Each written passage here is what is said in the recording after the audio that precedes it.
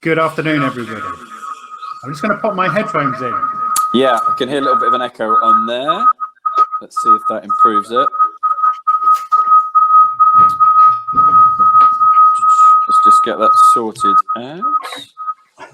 Or I don't know if you've got another screen open. Yep. Let's do it. Yeah, that's good. That's good for me. Okay, so thank you everybody for joining us. We've got a whole bunch of people joining us from all over the country. So we've got Jenny, who's in London, Jade in Basingstoke, Shari, who's in the Forest of Dean, Hannah in the Lake District, Jane just round the corner in Christchurch in Dorset.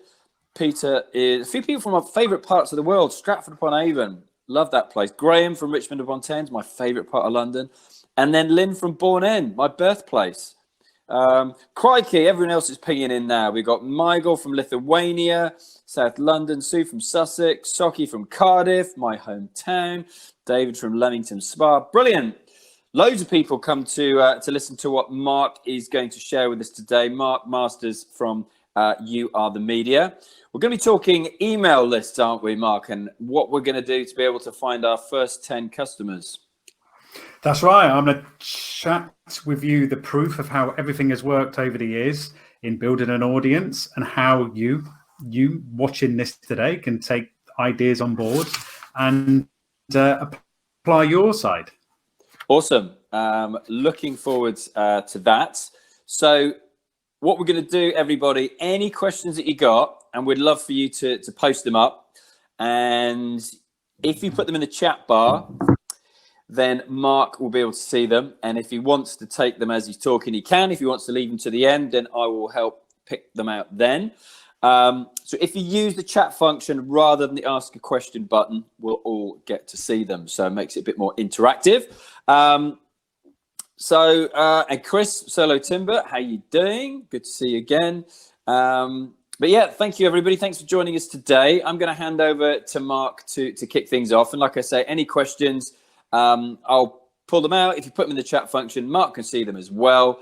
And yeah, keep the questions coming. Love to know how everybody's getting on at the moment.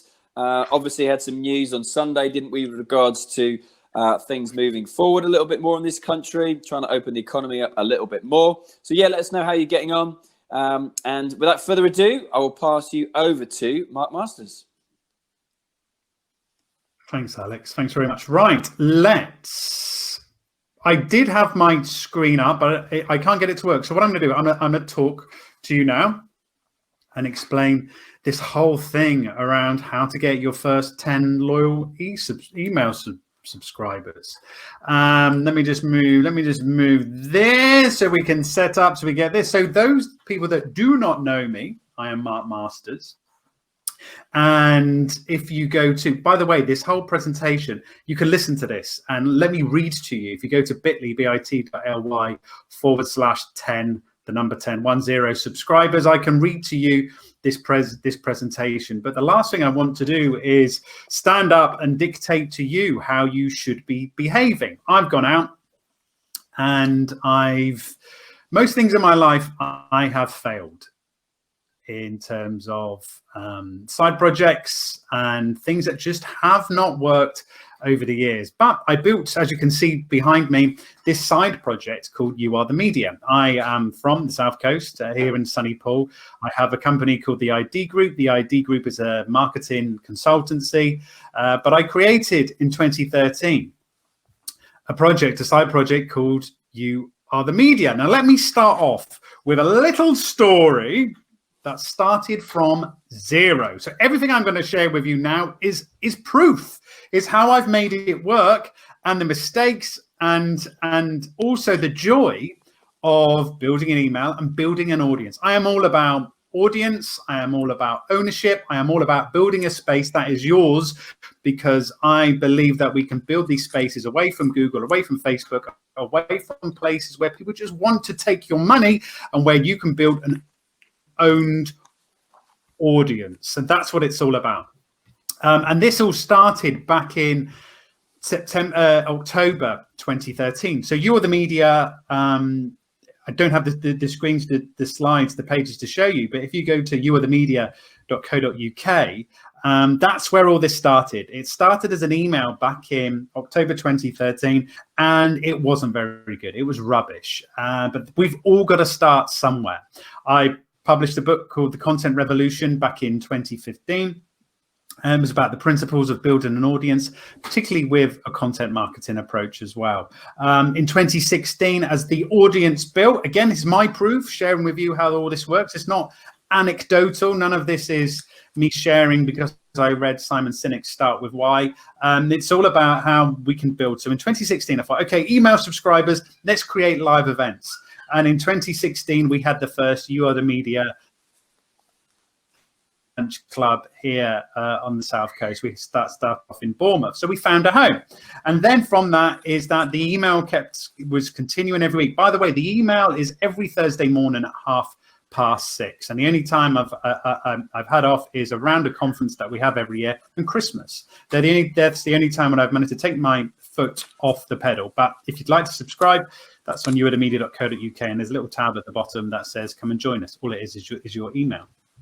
So in 2016, we had the live event. I'm just giving you a background, a scenario. And then 2017, we started the You Are the Media podcast. In 2018, it all changed again because we introduced the conference. So we had good people from the world of marketing come to us down at the beach. I wanted to create something where we don't always have to go to London for credible events. So good people from the industry, marketing industry, such as Mark Schaefer, coming down to the South Coast is an absolute joy.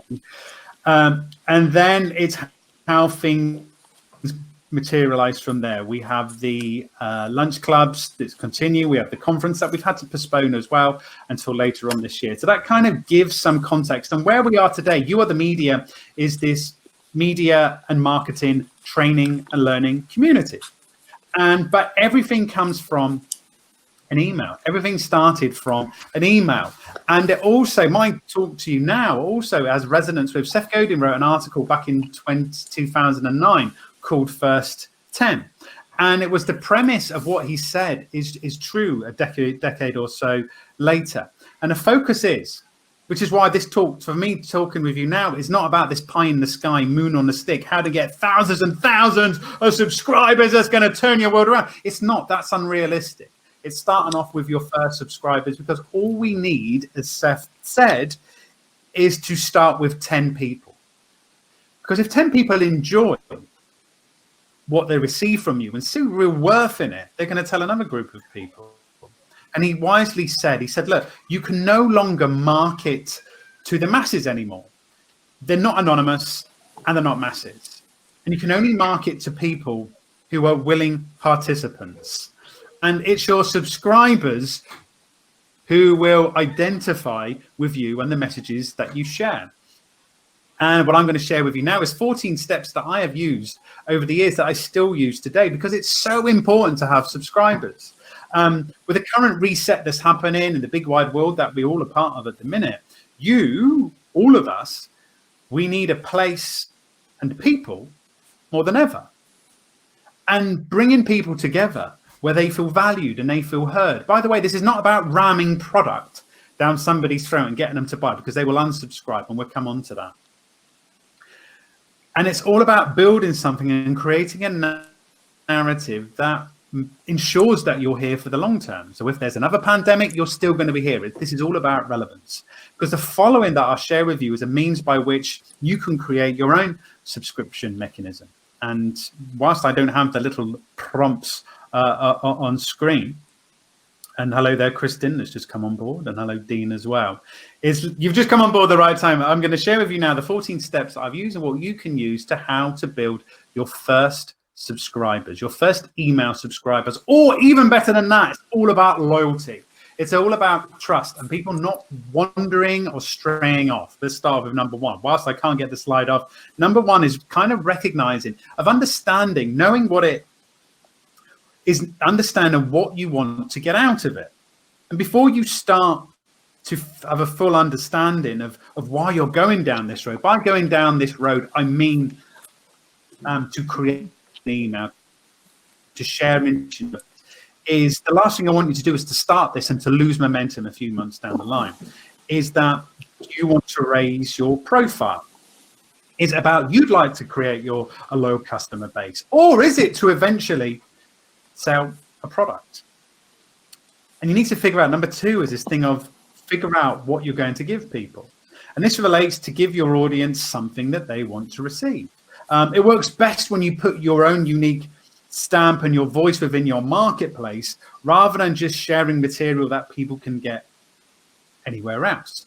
So figure out, when you create an email, is you understand what aligns with the values that you already hold and how that complements the everyday role of your business. So everything I'm talking about here is how you share information. It's not necessarily ramming product or product offers down people's throats. It's how about sharing a narrative that can bring people into you, because that's how people stay at the end of the day. The next thing as well is giving your email a name. So we're now on to number 3, is to give your email a name. So if I invited you to sign up to the ID Group newsletter, you wouldn't. You won't want to sign up to it, because all you'll be thinking of is that I am going to find any means to sell you a product or a service. By having You Are the Media back in 2013, there was something that was totally separate from my main business. It was my side project. Side project now was growing into something perhaps a bit bigger.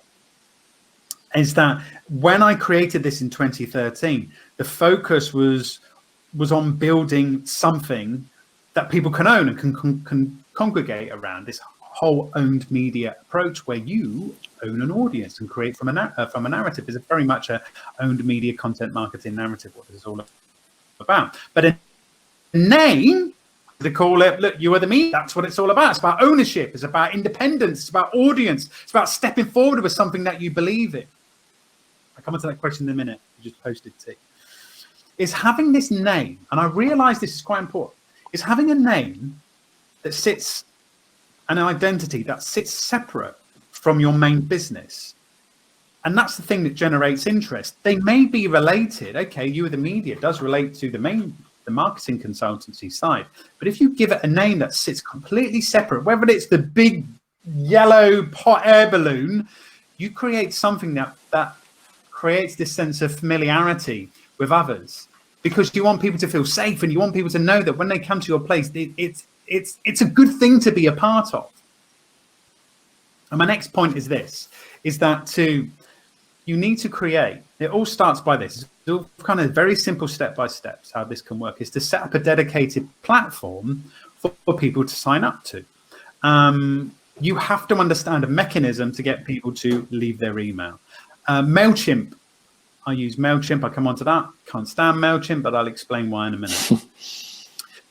Is that you can create free landing pages via MailChimp. Simple feature there, that when you set up an account, you create a landing page. Okay, the URL is from MailChimp, but you can use a URL shortener to your own company or what you're trying to do. I also use as well a platform for people to sign up, a place called Upscribe. So that's Upscribe, upscri.be, Upscribe. And this is really a useful mechanism for places such as Medium, if you're using that as a blogging platform, to as an email capture form. You can use pop-ups, it can create forms as well.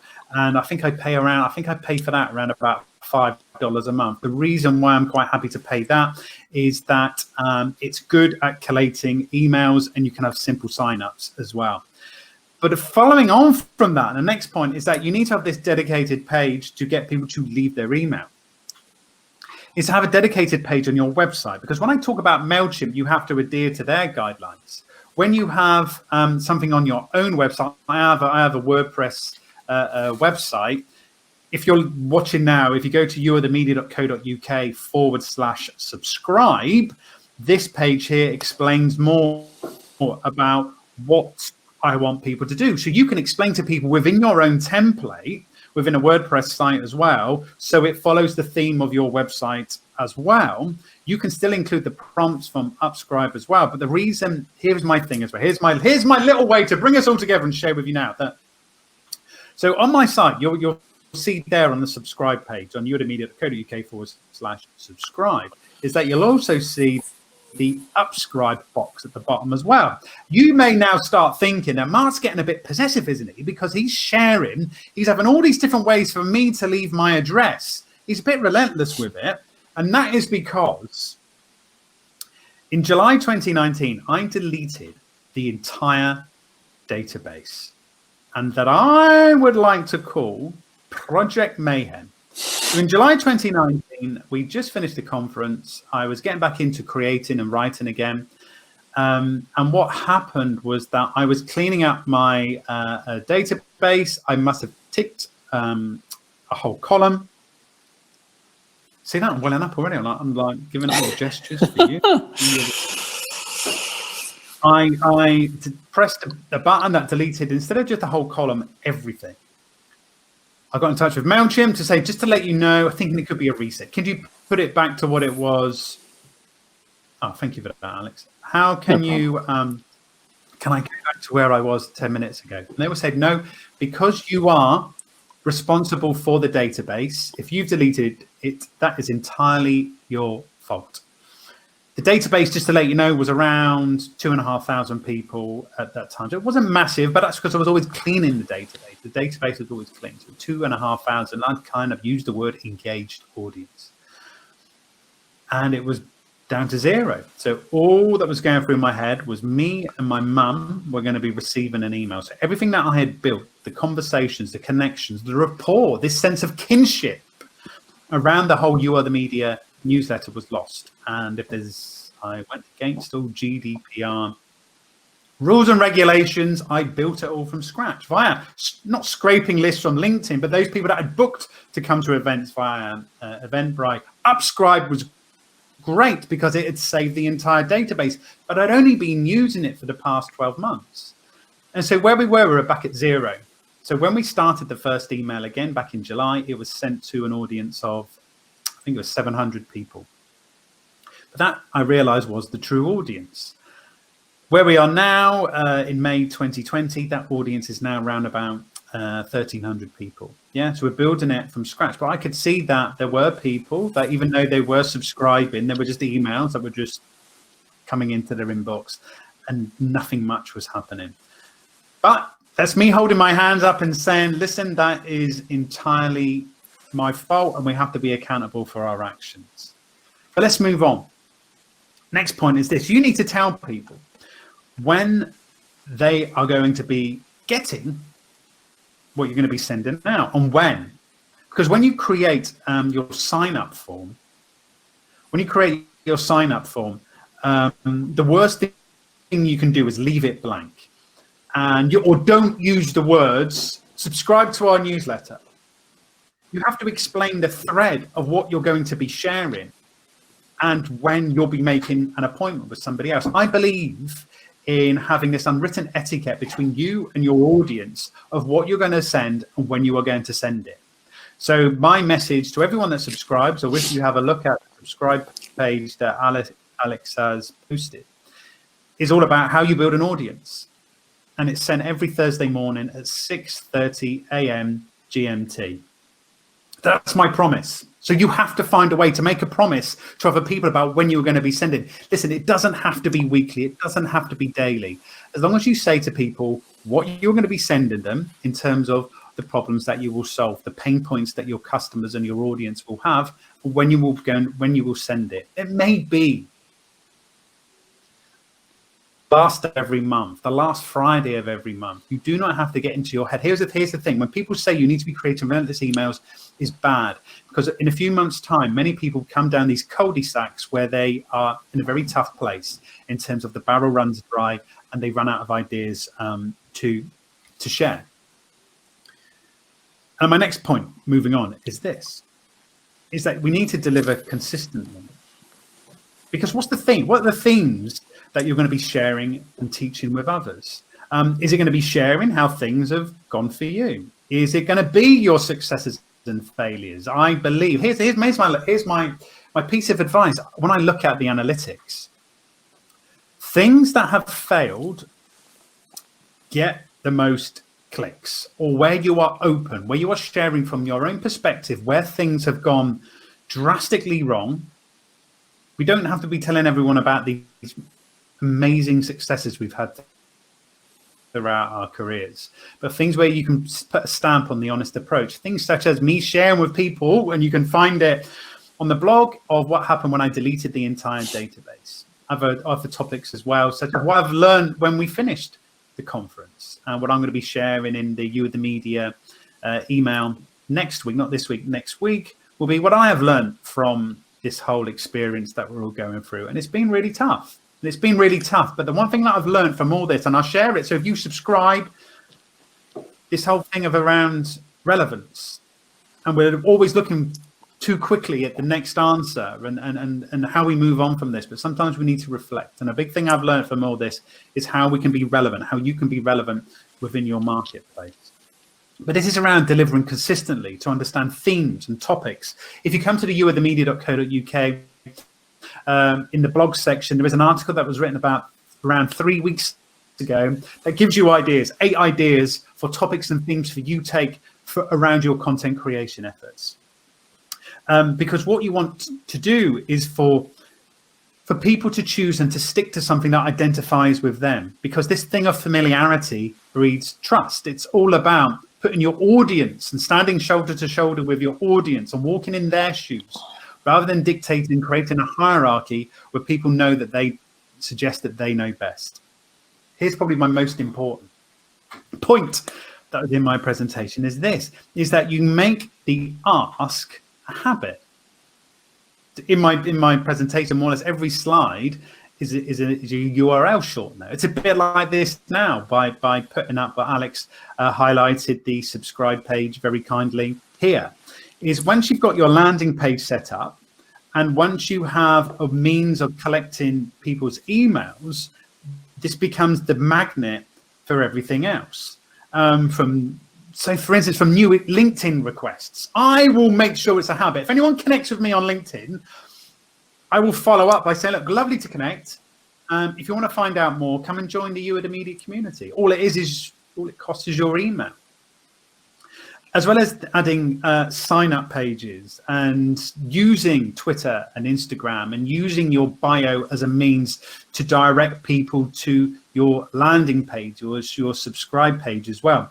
We have to get into this habit of the ask, of asking people to subscribe and telling them every touch point you have, from whether it's the email signatures that you create through to presentations that you highlight as well, is that you have to be telling people if using another point, another mechanism to draw people closer to you. I use, for instance, I have a podcast, the You Are the Media.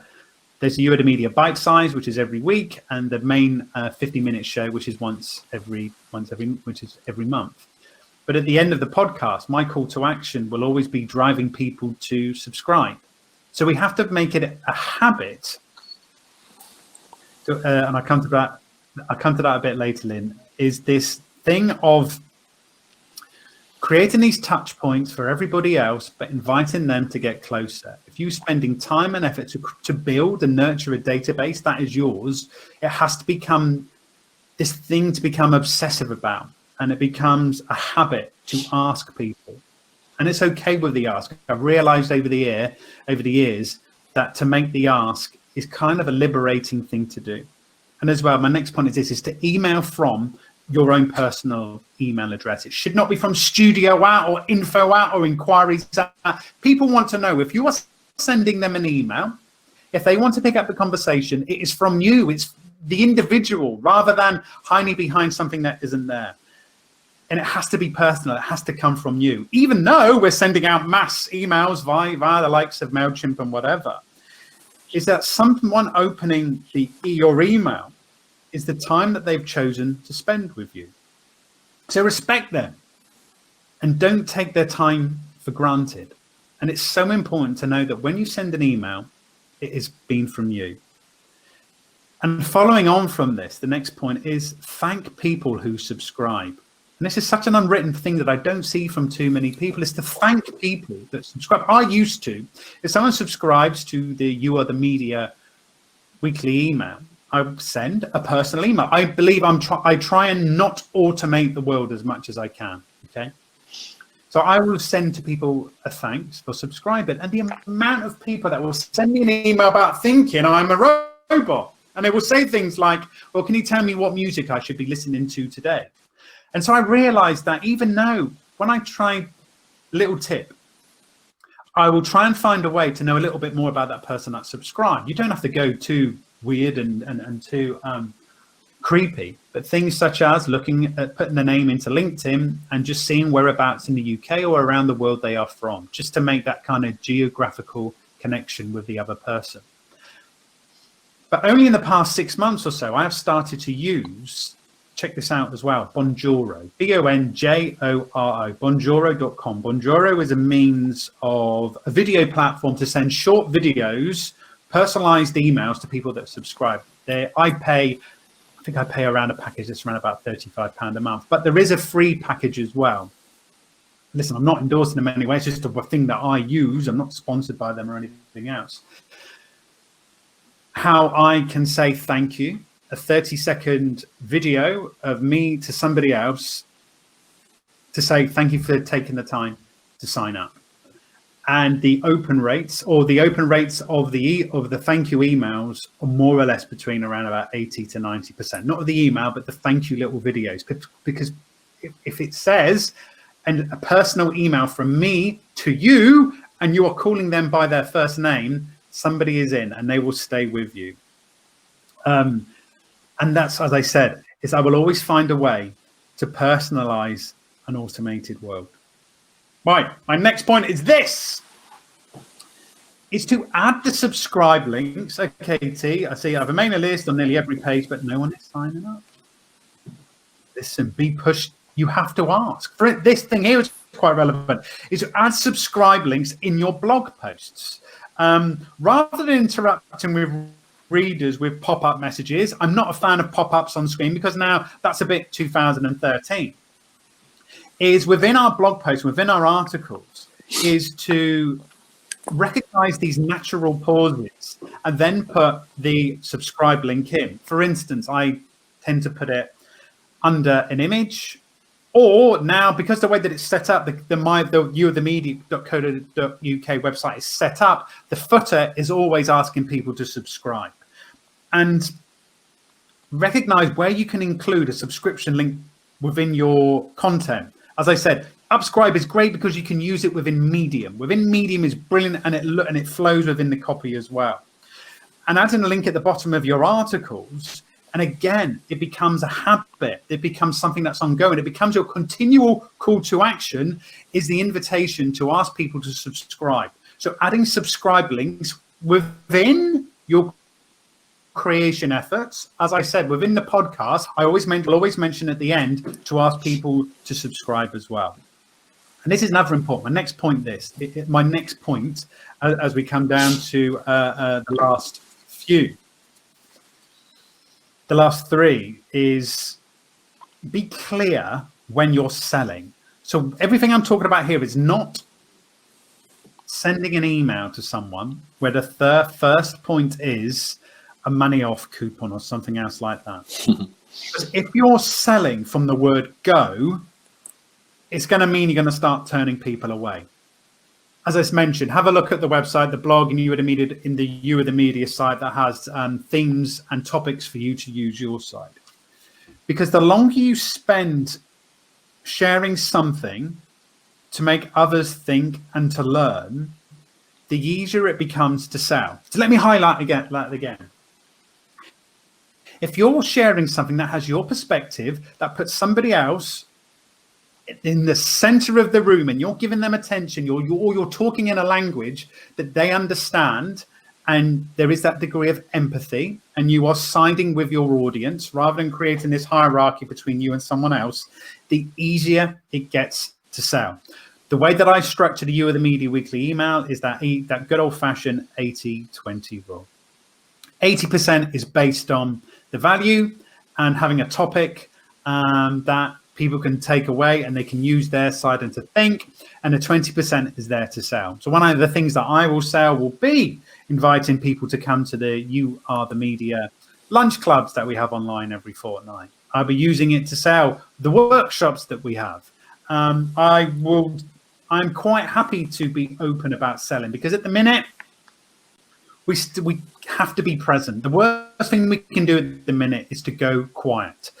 If the majority is your information, the majority of what you are sharing is on information and sharing your knowledge and sharing the pain points that your customers have, sharing the frustrations that you have within the industry that you are part of, the remainder you use to selling your products or your services.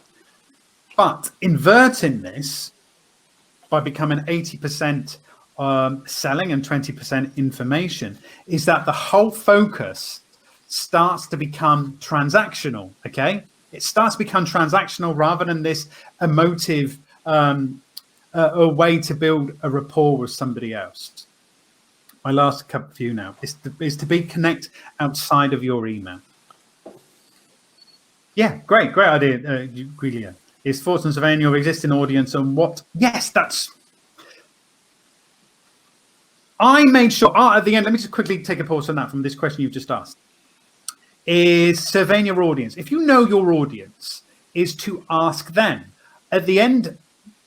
Case in point, I created a focus group with our audience, You Are the Media August, in August 2019, and that was whether we should have workshops, and it's to build our idea. So that audience that are with you becomes easier for surveys and to ask for their feedback and for their opinion. It's this whole thing around trust. The Edelman Trust Barometer comes out at the start of every year, and this is where we are this year. This to me sings to all of us. People are now paying attention and listening to. There's this rise of the normal that's happening in a minute. This rise of the everyday. People are not necessarily trusting those industry experts, the Vaynerchuks of this world. Whereas people are now spending more time and listening to those people that have a voice, everyday people that can talk from their own experiences, rather than thinking that we always have to go straight to the top via a Alan Sugar of this world. This thing of normality is invigorating. It is this whole thing of sharing our own perspective and this rise of who we are, what we believe in, and the pain points that we see for others. Let me just start to round up now. Is this importance of connecting outside the email. T mentioned about people not subscribing. You have to find ways to connect outside of the email. Now, the email doesn't necessarily have to be this static space, an email that you send whatever day of the week or month it is. It should be the focal part of your universe. So, for instance, as I said right at the very beginning, in October 2013, and it was awful, by the way, media started. But as the months and years progressed, other mediums were included, the lunch club, conference, the podcast, or now the workshops as well.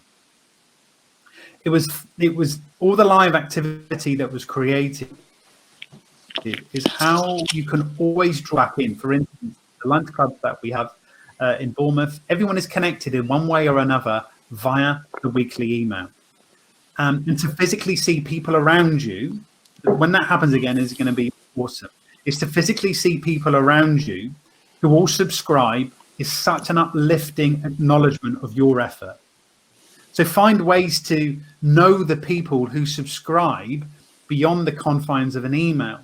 Whether that is a conversation that we all have via Zoom at the minute, is finding ways to connect closer with our audience. Because what has happened for me is that whilst the world was under this tornado, there was still a constant. And that was the Thursday email that was sent every Thursday morning at 6:30. And I've realized now that you create means to insulate your audience and protect one another and to be there. And that's what I'm learning from this. I don't want to sit here and tell you I'm only sharing what has worked for me over the years, and surely it can work for other people as well. And my final point is this, before I start to round up,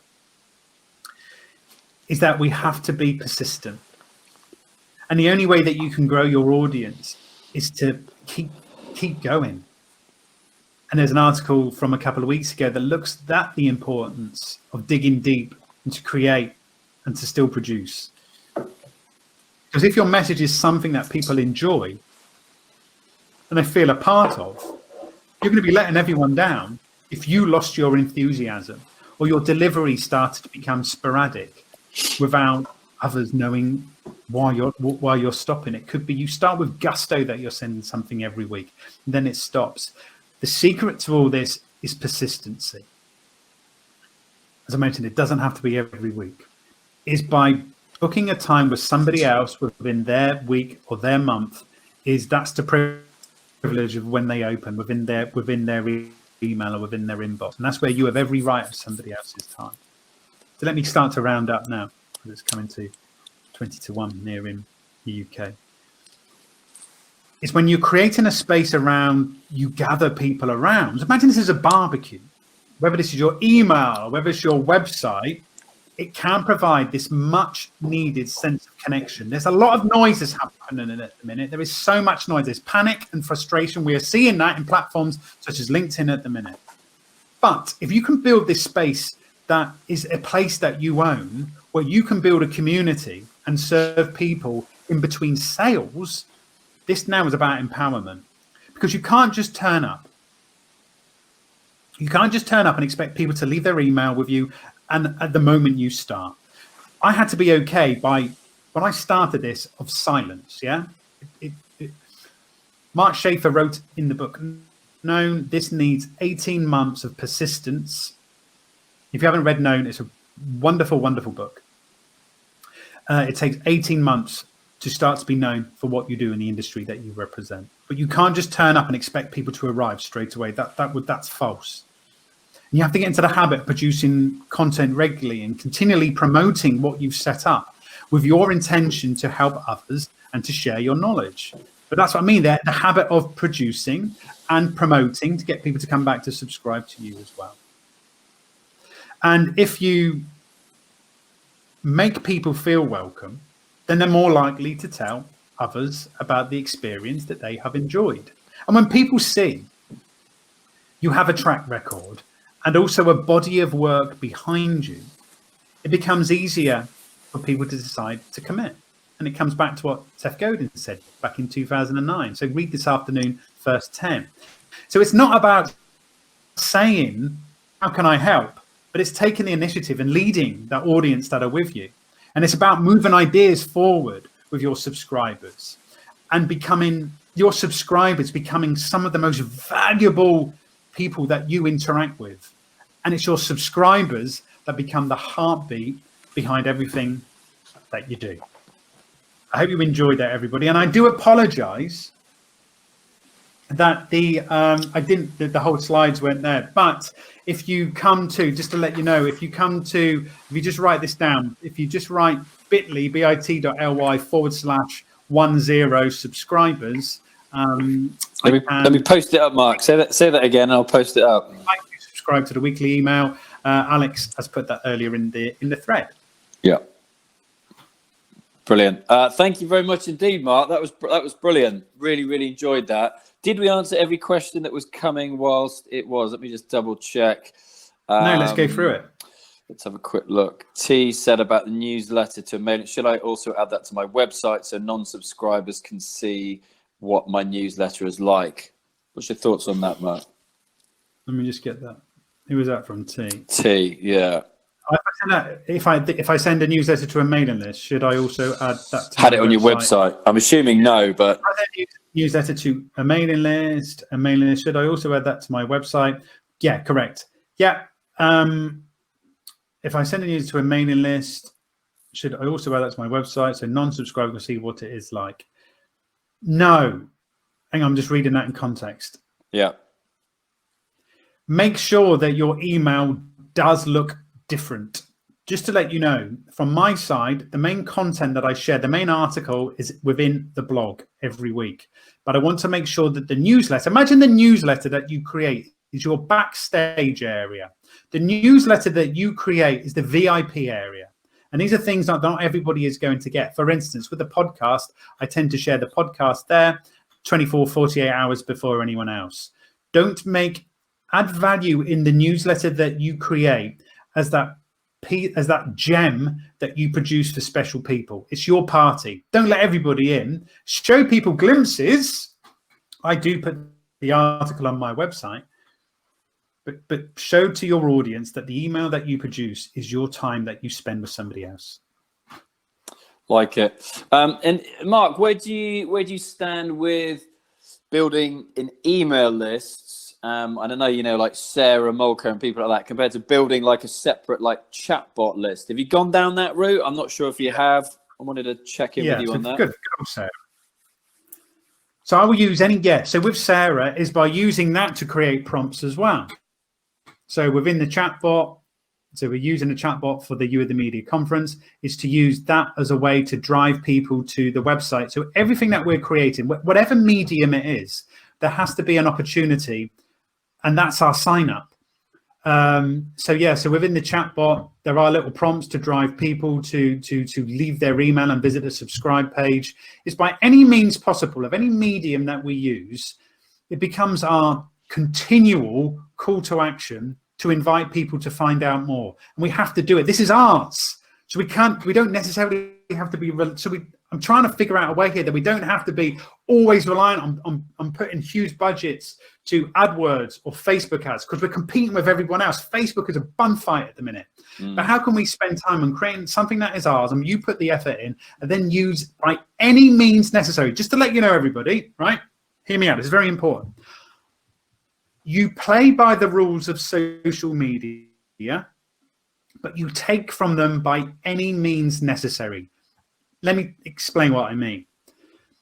LinkedIn, I will use via people that subscribe to direct them to sign up. So my little tip, I learned this from John Esperian, really wise guy. Your post, edit, post method. So when you use a post in LinkedIn, don't post in your URL, because LinkedIn will see that they want you to click away.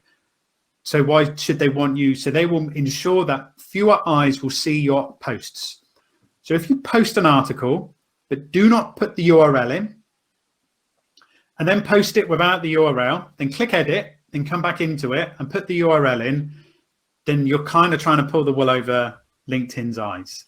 So that is what I will do, is by playing by everybody's rules, but take from them in whatever way I can. Like it. Like that one a lot. Yeah, it's mad, isn't it? At the moment, LinkedIn, and I've seen people actually posting about this in the last week or so, saying all of a sudden, whatever algorithm they've changed, less and less people during the last 6 weeks are getting to see people's posts, because they're trying to make it fairer for everybody and people who are new to the platform to get their content seen by people as well. But I've definitely noticed that myself. Julia said, adding mine again. Hi, Mark. Pros and cons of a simple email sign up, name and email, versus more detailed sign up questions to help with segmenting. Yeah, great question. Just keep it as simple as possible. For instance, again, I'm going to talk from my experience, all I ask for is an email. Yeah. So this is what I do. So I just ask for their email, no first name, second name, year, when they receive their email, even if it is just gobbledygook for their first name at gmail.com. So this is what I've done. So when I will send them a video, and if you subscribe this afternoon, I'm going to send you a personal thank you and a hello this afternoon. It just works like that. So if you get an email that's like a word that it's just letters, that becomes the icebreaker, because you're trying to say a word because it may be the first letter of somebody's first name and then the surname made up. Oh, bless you, Garfield. You're going to get an email this afternoon, my lovely. We don't need to be so in depth with segmenting our audience in terms of names, details, first names, second names. No. A good one. And I mean, and I've seen this happen recently with somebody who's in my space, in the podcasting space, so that they built their entire business around a Facebook group, and then Facebook locked him out of his own group and his girlfriend, who was like running the group for them. And they, seemed to be doing very well on the surface with the offers they were making and the people that were getting into their funnel and that. But to actually be locked out of your own group to build an audience on that, I mean, that's clearly what you're saying to, outside of these big powerhouses that are owned by these, individuals with their own agendas, of course, to actually build something away from that. But at the same time, to use what's available to us to actually attract more like-minded people. And that's a good point. And that's a good example that you highlight from the Facebook group. So it just represents this. But that's okay. Listen, that's Facebook's ball. They can do what they want with it. Facebook, Google, whatever, do not care about the progress of your business.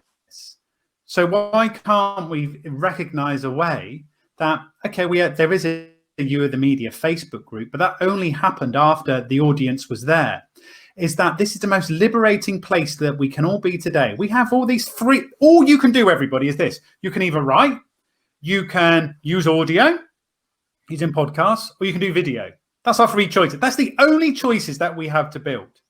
So it's up to us and use these wonderful spaces that are out there to direct our messages, to promote our messages via Facebook and LinkedIn. And I'm a massive believer in using LinkedIn organically. I know you are, Alex, but how we can use these spaces organically without recognizing we have to have bottomless pits of money to be throwing out advertising. Everything I've talked about here is how we create a narrative, a message that strikes a chord with somebody else. So when the time is right for them, they're okay to leave their email, which is why we need to be present, which is why we still need to be posted, which is still point of view. And otherwise, we go quiet. And if we're out of sight, we're out of mind. And just some of the questions that I've been asked quite a lot on different webinars that I've kind of brought to you here, a couple to ask you. Any tips on how people can avoid, everybody's trying to, have we got Mark? Looks like we've just lost Mark. No, he's disappeared. I'm here. He's there. Okay, the video's gone. No problem. Okay, so where would you stand on people at the moment? It is a bit of a bun fight. People initially, maybe 6 weeks ago, I've got a lot of questions. People were scared of selling, didn't want to be seen to be selling. Now everyone's like piling in, selling their services. How do people avoid coming across as overtly spammy, would you say, and overtly salesy? Yeah, right. So that all comes down to the panic that many businesses have at the minute. So what we are all doing, many companies, is this standing start, because all they can do is sell. That's the only thing that they've invested in, is their product and what they've created for many years and got really good at. So my advice is, this is the most difficult place to be at the minute is starting from zero. So my advice is to recognize what it is you stand for, what it is that you believe in as a company, what are the struggles that other people have within your industry, and answer those questions and find a way. And it doesn't always have to be webinars. It doesn't always have to be, it could just be a simple post that recognizes the challenges that people within our industry has, and recognizing those cul-de-sacs that we all face, because all we're trying to do is save time, save money, and have a smile on our face when we come to the end of the week. Like it. And also, what would your advice be on, like we talked about consistency, and I totally get that. Like with my podcast, when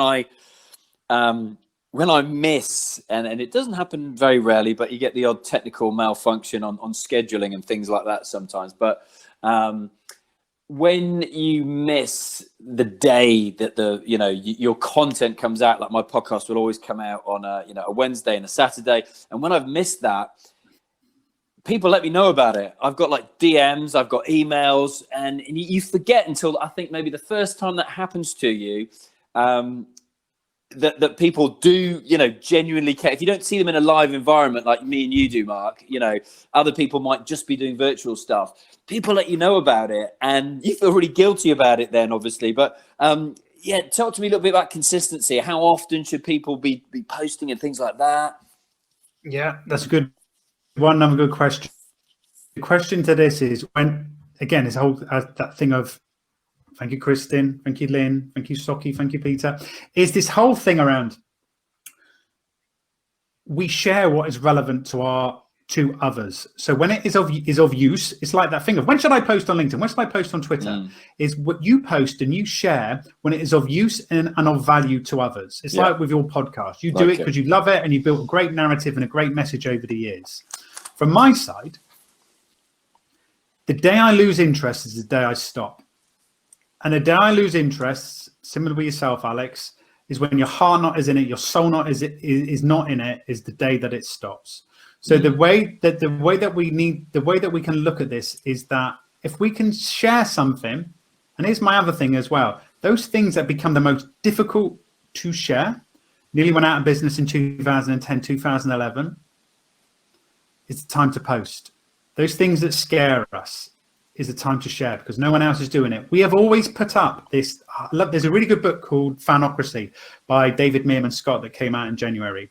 And it talks about this fact that we've always had this veneer. Yeah, we've had to have this ultimate professionalism. That is always, our guard is always up. And the moment that we let our guard down and accept that we don't always know the answers, but we're going to go out, we're going to ask good people, and we're going to figure this out together, is when this starts to become a sense of empowerment. Because this is what makes it easier for people to come on board our journeys that we're all on together. Yeah, no, like it. And people kind of, how are we doing for time? We've got Thanks, a few minutes Sharon. left, didn't we? A few minutes left. Any other questions you see, Mark? Do answer them. What do you think people should be? What's your priority first of all? What's your priority for the next 4 weeks? We're assuming that not a lot's going to change in the next 3 weeks, possibly 6 weeks and beyond. What would you be focusing on right now, Mark? Okay, for me personally.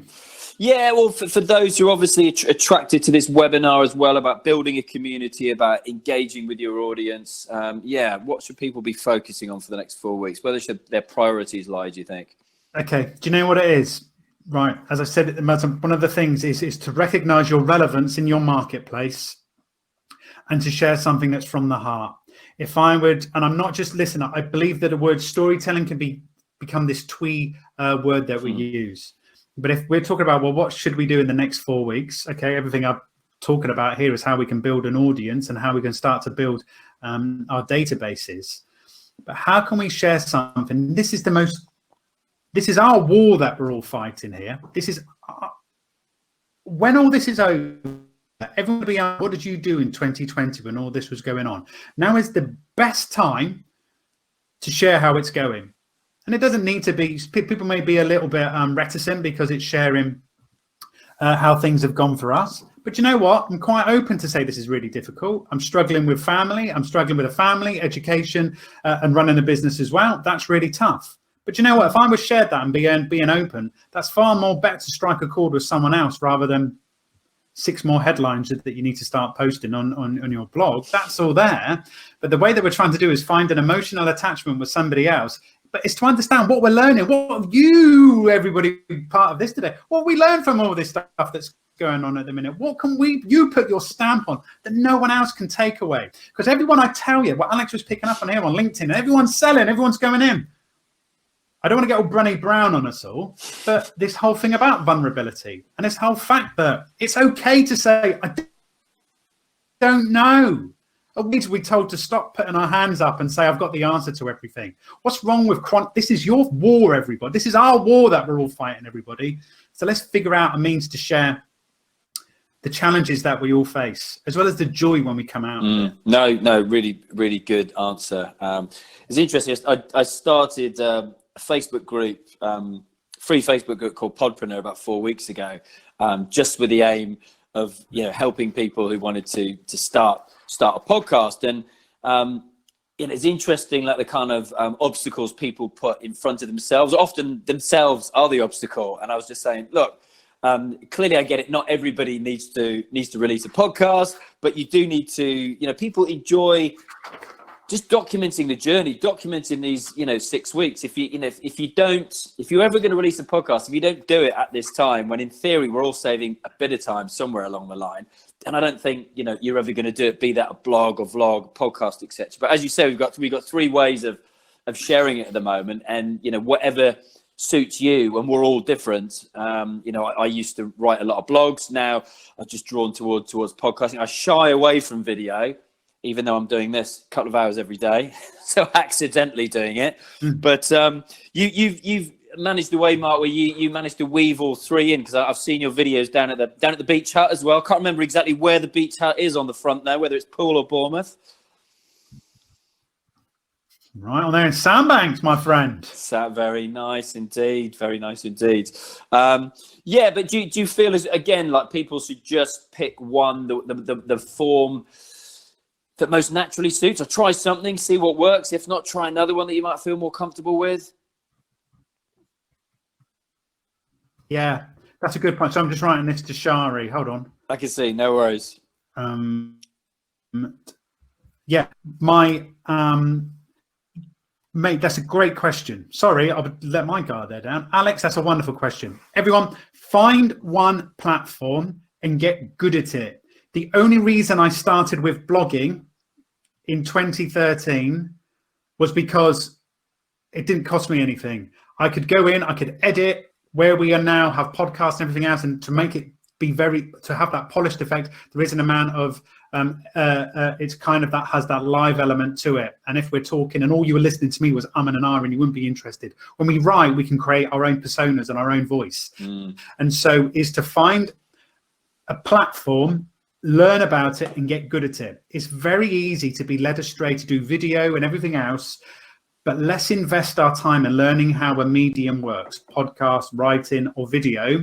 And if that works and an audience come on board, then it becomes easier to introduce a new means. Yeah. So when I started writing, talking a few years ago, it would have been, I've still, I still got my ums and ahs and I'm always waving my arms about, but I've embraced my quirks, but that's only from spending the time and learning how each medium works. Yeah, that's brilliant. Thanks. And those of you, again, we've posted up where to go to subscribe to Mark's News. So if you are still on here and you want to scroll up, you'll see it there.